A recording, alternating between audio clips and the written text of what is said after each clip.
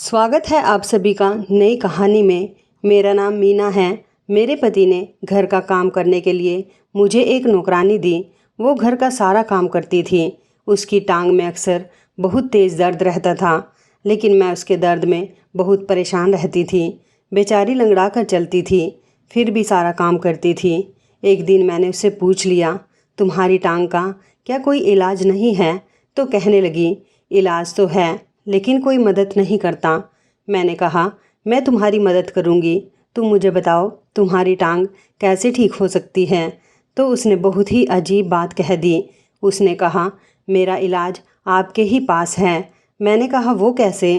तो कहने लगी, आप मुझे अपने पति की एक कमीज़ दे सकती हैं। मैंने कहा, मेरे पति की कमीज़ से तुम्हारी टांग का क्या ताल्लुक़? मैं तुमसे तुम्हारी टांग की बात कर रही हूँ और तुम कमीज़ मांग रही हो। तो कहने लगी, आपके पति की कमीज़ को मैं अपनी टांग पर बांध लूँ तो मैं बिल्कुल ठीक हो जाऊँगी। मुझे उसकी इस बात के पीछे कोई भी तर्क समझ ना आया। मैंने कहा, इस तरह थोड़ी होता है। मेरे पति की कमीज़ अपनी टांग पर बांधने से तुम कैसे ठीक हो सकती हो? उसने कहा, आप मुझे कमीज़ देकर तो देखिए, फिर देखिएगा क्या होता है। मैं अपने पति की कमीज़ ले आई, क्योंकि मुझे यकीन था कि ऐसा कुछ भी नहीं होने वाला था। या तो ये मेरे साथ मजाक कर रही थी और या फिर इसका दिमाग ख़राब हो गया था। उसने मेरी आंखों के सामने अपनी अपाहिज टांग पर मेरे पति की कमीज़ बांध दी। अभी 2 पल ही गुजरे थे कि सामने का मंजर देखकर मैं हैरान रह गई, क्योंकि वो वाकई, जब मैंने उससे पूछा कि ये सब कैसे हो गया, तो उसने मुझे एक राज की बात बताई।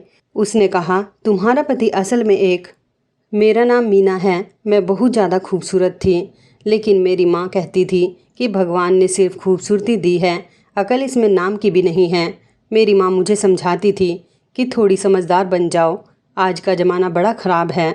मैं जब कॉलेज में पढ़ती थी तब वहाँ पर एक लड़के ने मुझे अपनी बातों में लगा लिया और इस हद तक उसकी बातों में आने लगी कि मैं उसके लिए कुछ भी करने को तैयार थी। लेकिन ऐन वक्त पर यह बात मेरी माँ को भी पता चल गई। मेरी माँ ने कहा कि तुम अपनी बेवकूफ़ी में हम सब का मुंह काला करवा देती। तुझे मैं किस तरह समझाऊं? हर किसी पर भरोसा नहीं करते, पर मुझे उस पर पूरा भरोसा था। एक दिन उसने कहा कि मैं तुम्हें अपनी माँ से मिलवाना चाहता हूँ, और वह मुझे कॉलेज के बाद कहीं ले गया। मैंने घर पर झूठ बोल दिया और मैं उसके साथ चली गई, लेकिन वह मुझे अपनी माँ से मिलवाने की बजाय एक फ़्लैट में ले गया। वह वहाँ मुझे क्यों ले जाना चाहता था और उसका क्या इरादा था, यह तो आप लोग समझ ही गए होंगे। फिर मैंने उसे कहा कि तुम मुझे घर ले जाने के बजाय यहाँ क्यों लाए हो? क्या तुम मेरे साथ गलत काम करना चाहते हो? तो उसने मेरे मुंह पर 2 थप्पड़ लगाए और मुझे काफ़ी बातें भी सुनाई, और फिर मुझे मेरे घर छोड़ गया। मेरी माँ को जब यह सब कुछ पता चला तो वह हैरान रह गई। कहा, तुम पागल तो नहीं हो? ऐसे कैसे किसी पर भरोसा कर सकती हो? मैंने कहा, हम तो एक दूसरे को पसंद करते थे, जबकि मेरे दिल में उसके लिए कोई इतना दर्द नहीं था।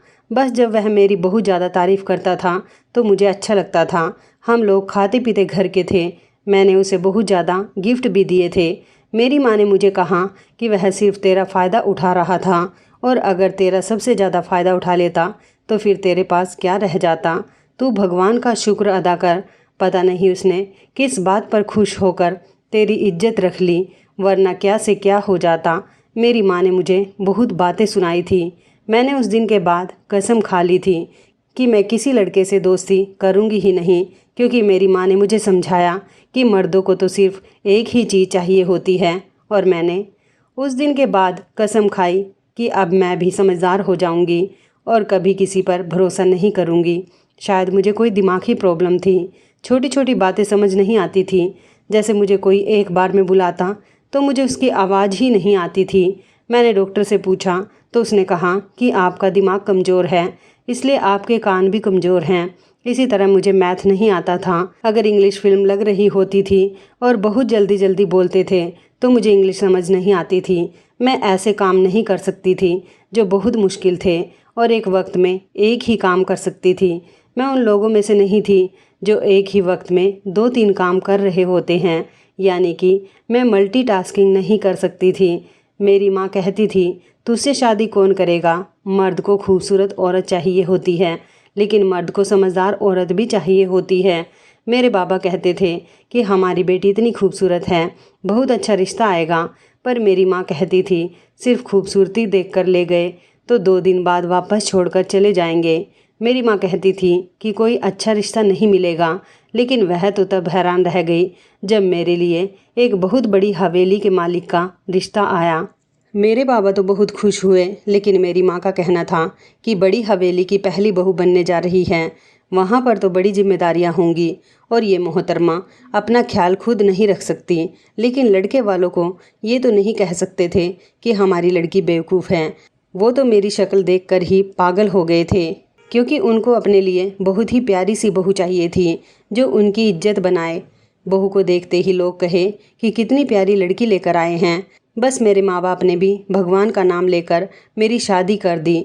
मेरी माँ शादी से पहले रोज़ मुझसे 2 घंटे बातें करती, मुझे समझाती कि वहाँ जाकर तुम्हें किस तरह रहना है, किसी पर भरोसा नहीं करना है।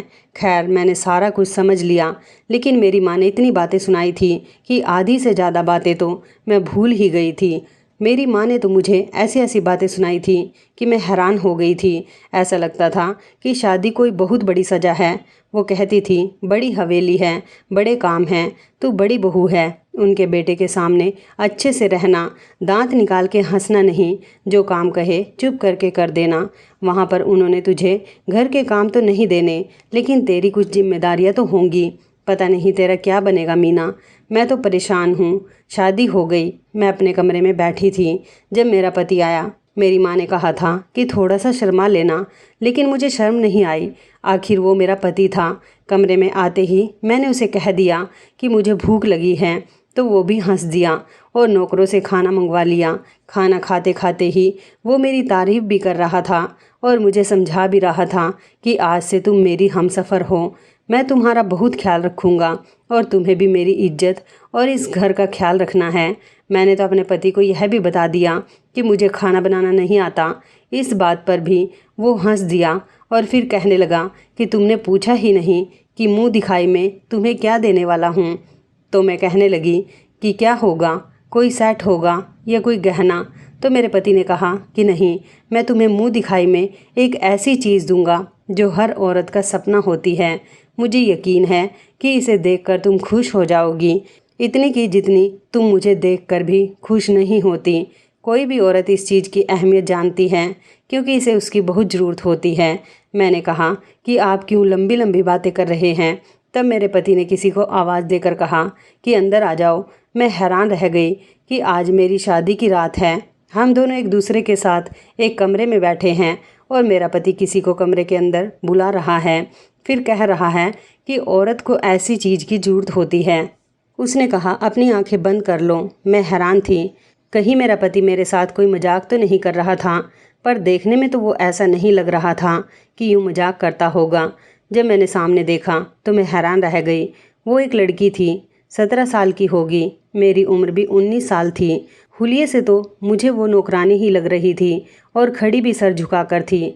मेरे पति ने कहा कि इसका नाम जूनी है, ये आज से तुम्हारी नौकरानी है, तुम्हारे हर काम में तुम्हारी मदद करेगी। इस हवेली में और भी लोग रहते हैं, उनके पास भी इस तरह का कोई नौकर नहीं है, लेकिन मैं तुम्हें तुम्हारी मुंह दिखाई में एक नौकरानी दे रहा हूँ ताकि ये तुम्हारे सारे काम करे और तुम्हें हवेली के तौर तरीके भी सिखा दे। ये देखकर मैं वाकई बहुत खुश हुई, क्योंकि मैं यही सोच रही थी कि मैं अकेले सारा कुछ कैसे संभालूंगी। ये तो वही बात हो गई कि अंधा क्या मांगे। मेरी माँ ने तो मुझे इतना परेशान कर दिया था कि तेरा क्या बनेगा, तू क्या करेगी। बड़ी हवेली की बहू बनना कोई आसान काम नहीं है, लेकिन यहाँ पर तो मुझे एक पूरी औरत मिल गई थी जो मुझे सारा कुछ सिखा भी देती और मैं अकेली भी नहीं थी। मैं उसे जो कहती वह करती। इस लड़की ने मुझे नमस्ते की, मैंने भी नमस्ते कहा। फिर वो लड़की वहाँ से चली गई और पति ने मुझसे पूछा कि तुम्हें तोहफ़ा कैसा लगा। तो मैंने कहा कि मुझे तोहफ़ा बहुत पसंद आया और ऐसा तोहफ़ा कोई हवेली का मालिक ही दे सकता है। मैं तो बहुत खुश हूँ। मेरे पति ने कहा कि तुम प्रताप सिंह की बीवी हो, कोई मजाक नहीं, तुम्हें तो अब इस तरह के तोहफे मिलते रहेंगे, इसलिए तुम तैयार रहना और मेरे साथ अच्छी सी ज़िंदगी गुजारना। मैं तुम्हें इतना खुश रखूँगा कि तुम हैरान रह जाओगी। और बेशक वो वैसा कर सकता था। देखने में भी खूबसूरत था और समझदार भी। अगर मुझे वह कोई सोने का सेट देता तो शायद मुझे उसका इतना फ़ायदा ना होता, क्योंकि वह तो एक जगह पड़ा रहता। लेकिन उसने तो मेरी माँ की सारी बातों को गलत साबित कर दिया और मेरे लिए बहुत सुकून बना दिया था। लेकिन सुबह जब इस लड़की को काम करते हुए देखा तो हैरान रह गई, क्योंकि वो बेचारी तो लंगड़ी थी, उसकी टांग में कोई नुक्स था, फिर भी वह काम कर रही थी और उसे काम करने में बहुत मुश्किल हो रही थी। मैं उसके पास गई और मैंने पूछा कि ये तुम्हारी टांग को क्या हुआ? तो कहने लगी कि मेरी टांग बचपन से ही ऐसी है। मैंने कहा कि तुम ये सब काम क्यों करती हो? तुम्हारे घर में और कोई नहीं है? तो कहने लगी कि मैं मजबूर हूँ मालकिन, करना पड़ता है। मैंने कहा कि मैं आज ही अपने पति से बात करती हूँ, अगर पैसों की ज़रूरत है तो हम दे दिया करेंगे, लेकिन ये सब काम तुमसे नहीं होंगे। जो पति एक नौकर का इंतजाम कर सकता था वह दूसरे का भी कर सकता था। ये तो ठीक से काम नहीं कर सकती थी, मगर हम उसको भेज देते और किसी और को ले आते तो मुझे क्या था। पर जैसे ही मैंने ऐसा कहा तो वह मेरे पैरों में बैठ गई। मैं यह देखकर हैरान रह गई और फ़ौरन पीछे हट गई। वो कहने लगी कि मैंने बड़े साहब से झूठ बोला है। मैंने उनको नहीं बताया कि मैं एक टांग से अपाहिज हूँ। उनके सामने मैंने बिल्कुल भी जाहिर होने नहीं दिया। वो समझते हैं कि बस छोटा मोटा नुक्स है, लेकिन मसला बहुत ज़्यादा है। अगर उनको ये सब पता होता तो वो मुझे कभी भी ये नौकरी ना देते, और मुझे इस नौकरी की सख्त ज़रूरत है। आप कभी भी उनको यह बात नहीं बताइएगा, आपकी बड़ी मेहरबानी होगी। मेरे घर वाले, मेरे बच्चे भी आपको दुआएं देंगे। वो तो बेचारी परेशान ही हो गई। मैंने कहा ठीक है ठीक है। मैंने कहा कि तुम्हारे बच्चे भी हैं? तो कहने लगी कि हाँ, जब मैं 14 साल की थी तो मेरी शादी करवा दी थी। मेरा 1 साल का बेटा है जो घर में मेरी सास के पास होता है। मेरा पति कोई पैसे नहीं कमाता। मुझे अपने छोटे से बच्चे को अपनी सास के पास छोड़कर आना पड़ता है। वे ऐसा सोचते हैं कि मैं उसका ख्याल नहीं रखती हूँ, और मेरा पति भी मुझे बातें सुनाता है। मैं बड़ी मजबूर हूँ मालकिन। अगर आपने मुझे ये काम नहीं दिया और मुझे थोड़े पैसों पर भी रख लिया तो उन पैसों से गुजारा नहीं होगा। मैं अपने हाथ से कमाकर खाना चाहती हूँ, और फिर मेरा पति मुझे देखेगा कोई काम नहीं कर रही तो कहीं ना कहीं और भेज देगा, मजदूरी पर भेजेगा। इससे तो यही अच्छा है कि मैं इसी घर में आपके काम करूँगी। मैं आपके काम अच्छे से करूँगी, आपको कोई तकलीफ़ नहीं होगी, सारा काम आपको वक्त पर मिलेगा। मैंने उसे कहा ठीक है, तुम परेशान मत हो, मैं यह बात किसी को भी नहीं बताऊंगी। इसलिए उसने मुझसे वादा ले लिया, और मैंने भी कहा कि हाँ ठीक है, नहीं बताऊंगी। वो बेचारी तो बहुत ही मजबूर थी, इसलिए मैंने अपने पति से भी इस बारे में बात ना की, वरना मैं तो ज़रूर बताती कि एक अपाहिज लड़की से काम करवाना कोई अच्छी बात नहीं है। घर में और नौकर भी थे, लेकिन वो लोग अपने अपने काम ही करते थे। मुझे हवेली का जो हिस्सा दिया गया था उसके बहुत सारे काम होते थे, और वो सारे काम जूनी करती थी, लंगड़ा लंगड़ा कर चलती हुई। जब वह काम करती थी तो उसे देखकर मुझे बड़ा दुख होता था। कोई लंगड़ा कर चल रहा हो तो वैसे ही इंसान उसे देखकर यह सोचता है कि बेचारा अपाहिज है, लेकिन मेरी नौकरानी तो अजीब तरह से लंगड़ा कर चलती थी, इतना अजीब कि देखा ही नहीं जाता। मुझे ऐसा लगता था कि मैं उस पर जुल्म कर रही हूँ। सोचा कि उसका इलाज करवा देती हूँ। इतने पैसे थे हमारे पास, क्या एक औरत का इलाज नहीं हो सकता था? अगर उसका इलाज हो जाता तो वह हमें ही दुआ देती और हमें भगवान भी और ज़्यादा पैसे दे देता। एक दिन वो काम कर रही थी और मैं वहीं पर बैठी थी। उससे पूछा कि तुम्हारी टांग का कोई इलाज नहीं हो सकता? बड़े से बड़े डॉक्टर को दिखाओ, जितना खर्चा आएगा मैं देने को तैयार हूँ। तो मेरी नौकरानी ने कहा कि इसका इलाज तो 2 मिनट में हो सकता है। मैं यह बात सुनकर हैरान रह गई कि अगर 2 मिनट में इलाज हो सकता है तो फिर तुम करती क्यों नहीं? तो कहने लगी क्योंकि इसका इलाज तो आपके पास है। मैंने कहा कि क्या मजाक के मूड में हो? किस किस्म की बातें कर रही हो? अगर मेरे पास इलाज है तो बताओ मुझे। तो उसने मुझे एक ऐसी बात बताई कि मैं हैरान ही रह गई। उसने कहा कि अपने पति की एक इस्तेमाल की हुई कमीज़ मुझे दे दें। जैसे ही मैं वो कमीज़ टांग पर बांधूंगी तो मेरी टांग बिल्कुल ठीक हो जाएगी। मैंने कहा कि तुम कैसी बच्चों जैसी बातें कर रही हो, ऐसा कैसे हो सकता है? तो उसने मुझसे कहा कि आपके जो हस्बैंड हैं ना, वो हमारे इस गांव के बड़े पुराने और पहुँचे हुए मालिक हैं, और उनके जो बड़े थे ना वो भी ऐसे थे, तो उनकी दुआ से उनके अंदर भी कुछ गुण आए हुए हैं। इसलिए ये बात बिल्कुल सच है। अगर आपको यकीन नहीं होता तो आप मुझे अभी कमीज़ ला कर दें और अपनी आंखों से देख लें। अब मैं उससे क्या बहस करती। मैंने कहा कि अभी पता चल ही जाएगा। मैं कमरे में गई और अपने पति की इस्तेमाल की हुई कमीज बाहर ले आई। मैंने कहा कि लो दिखाओ मुझे, और अगर कुछ ना हुआ तो मैं तुमसे बात नहीं करूँगी। तुमने मेरा वक्त ज़ाया किया और तुम मुझे बेवकूफ़ बना रही हो। वैसे ही सारी ज़िंदगी लोग मुझे बेवकूफ़ ही समझते आए थे। अब मेरी अपनी नौकरानी भी अगर मेरे साथ इस तरह का मजाक कर रही थी तो मुझे गुस्सा तो आना ही था, और मैं बाकी लोगों के सामने बोल नहीं सकती थी, लेकिन इसे तो मैं डांट भी सकती थी। तो उसने कहा कि राम राम, मैं ऐसा क्यों करूँगी मालकिन, मैं कौन होती हूँ आपको बेवकूफ़ बनाने वाली। आप अभी देख लें। मेरे पति की कमीज को उसने एक पट्टी का रूप देकर उसको अपनी मजबूती से टांग के ऊपर बांध लिया। जब वो यह बांध रही थी तो ज़मीन पर बैठी थी, लेकिन जब वह खड़ी हुई तो उसे देखकर मेरे कदमों तले से ज़मीन निकल गई, क्योंकि वो बिल्कुल सीधी खड़ी थी। मैंने उसे कहा कि तुम खड़ी पहले भी हो जाती हो, अब ज़रा मुझे चलकर दिखाओ। लेकिन दिल ही दिल में थोड़ा घबरा रही थी, क्योंकि वो बहुत ही भरोसे से ये सारी बातें कह रही थी। लेकिन जब उसने मुझे चलकर दिखाया तो मैं हैरान रह गई। वो तो बिल्कुल ठीक चल रही थी। मैंने उसे अच्छी तरह से देखा, कहा कि इधर से उधर जाकर दिखाओ। वो बिल्कुल किसी आम इंसान की तरह चल रही थी और खुशी से रो भी रही थी। मैंने फिर उससे कहा, अगर इतनी सी बात थी तो तुमने मुझे पहले क्यों नहीं बताया? तुम मुझे पहले बता देती तो तुम्हारी ये दिक्कत हल हो जाती। उसने कहा, मुझे क्या पता था मालकिन, मुझे लगा कि आप गुस्सा हो जाएंगी। अपने पति की इस तरह की चीज़ किसी को कौन देता है? आजकल तो कोई किसी पर भरोसा नहीं करता। मैंने कहा, पागल, तुम्हारी टांग ठीक हो गई है, और अगर एक कमीज़ देने से तुम्हारी टांग ठीक हो गई है तो फिर मुझे क्या दिक्कत हो सकती है? मैं भी अब दिल ही दिल में बहुत खुश थी कि मैंने उसकी मदद कर दी, क्योंकि मैं तो पहले दिन से ही उसकी मदद करना चाहती थी। वो बहुत अच्छी थी, मेरा बहुत ख्याल करती थी। मैं जो काम कहती फ़ौरन करती, मेरे पाँव दबाती थी, मेरा कमरा साफ़ करती थी, मेरे लिए खाना बनाती थी, और मुझे सब के बारे में बताती भी ठीक है, कौन कैसा है, मुझे कैसे उठना है, कैसे बैठना है। उसने मेरी इतनी मदद की थी कि अगर वह अभी तक नहीं होती तो शायद ये लोग मुझे इस हवेली से ही निकाल देते। कहते, पता नहीं किसको उठा कर ले आए। मेरे से तो पानी का गिलास भी नहीं पकड़ा जाता था। मेरे से चीज़ें बहुत गिरती थी। मेरी नौकरानी पहले से भी ज़्यादा तेज हो गई। उसकी टांग बिल्कुल ठीक हो चुकी थी। वह भाग भाग कर सारे घर के काम करती। एक दिन में उसने सारी हवेली धो डाली, बल्कि वह काम जो पहले उससे नहीं हो रहे थे।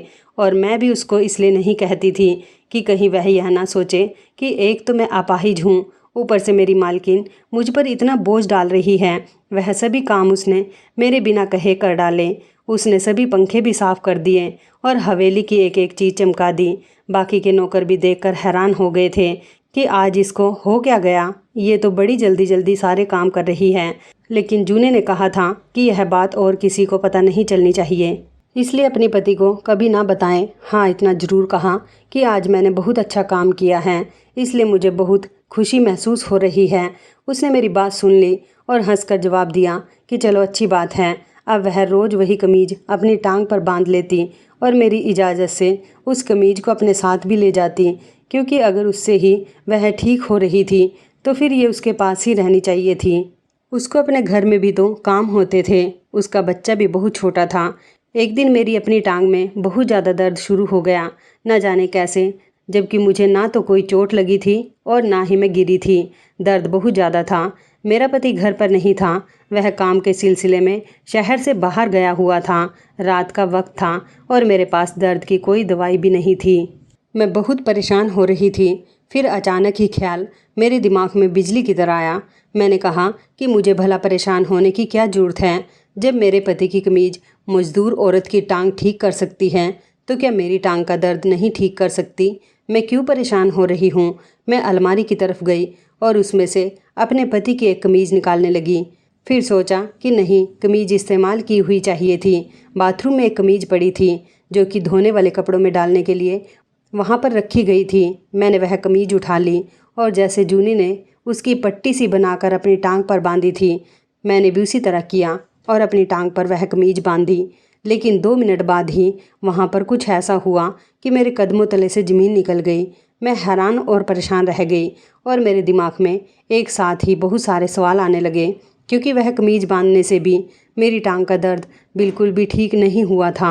अब क्या ये उस कमीज को पता था कि मुझे जूनी की टांग पर जाकर उसका दर्द ठीक कर देना है, लेकिन मेरा नहीं करना।